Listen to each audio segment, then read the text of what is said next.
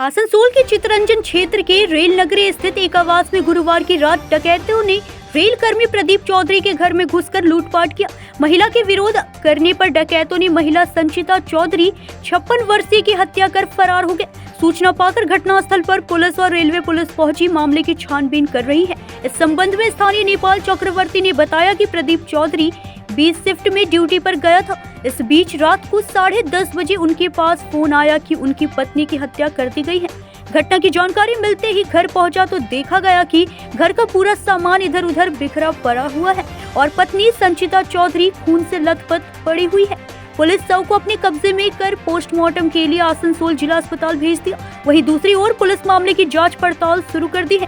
Police का कहना है कि लूटपाट करने में महिला ने विरोध की होगी, जिसके कारण डकैतों ने तेज धारदार हथियार से महिला पर वार कर उनकी हत्या कर दी है। बहुत जल्द डकैतों को पकड़ लिया जाएगा। ঘটনা হয়েছে যে আমাদেরই ঘটনা খুবই দুঃখজনক যে আমাদেরই একজন কলিগ প্রদীপ চৌধুরী যার ডিউটি ছিল 20 শিফটে, সে কারখানায় ডিউটি গেছে, তার ওয়াইফ বাড়িতে ছিল। হঠাৎ করে তার কাছে ফোন আসে যে আমরা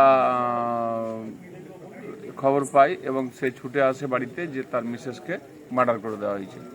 এবং যেটা খবর পাওয়া যাচ্ছে, এসে আমরা যেটা দেখছি যে পুরো বাড়ি তছনছ করে দেওয়া হয়েছে, আলমারি ফালমারি সমস্ত কিছু ভেঙে তার জিনিসপত্র লুটপাট করা হয়েছে এবং নৃশংসভাবে মার্ডার করা হয়েছে।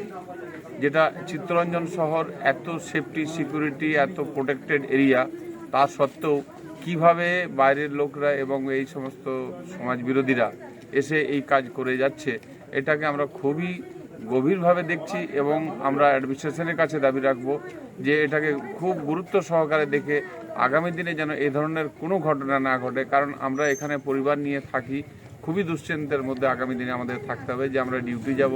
এখানে সবাই সিঙ্গেল ফ্যামিলি, কারো কারো বাড়ির হাজব্যান্ড ওয়াইফ শুধু দুজন থাকে, ছেলেমেয়েরা বাইরে থাকে। আজকে প্রদীপ চৌধুরীর বাড়িরও তাই অবস্থা ছিল, ছেলেমেয়ে তারা বাইরে আছে। এইবার হাজব্যান্ড ওয়াইফ দুজন, হাজব্যান্ড ডিউটি গেছে, ওয়াইফ বাড়িতে একা। এই অবস্থায় বাইরের দুষ্কৃতীরা তারা এসে মার্ডার করে দিয়ে জিনিসপত্র লুটপাট করে নিয়ে চলে গেছে। এটা একটা ভীষণ দুশ্চিন্তার মধ্যে আছি।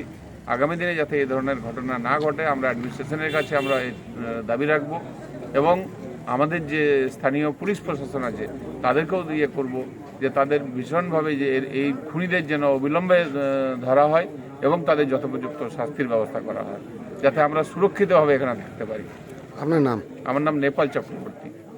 9টা নাগাদ আমাদের আইসি চিত্তরঞ্জন সাহেব আমাকে ফোন করে একটা ছোটোখাটো একটা ঘটনা ঘটে গেছে।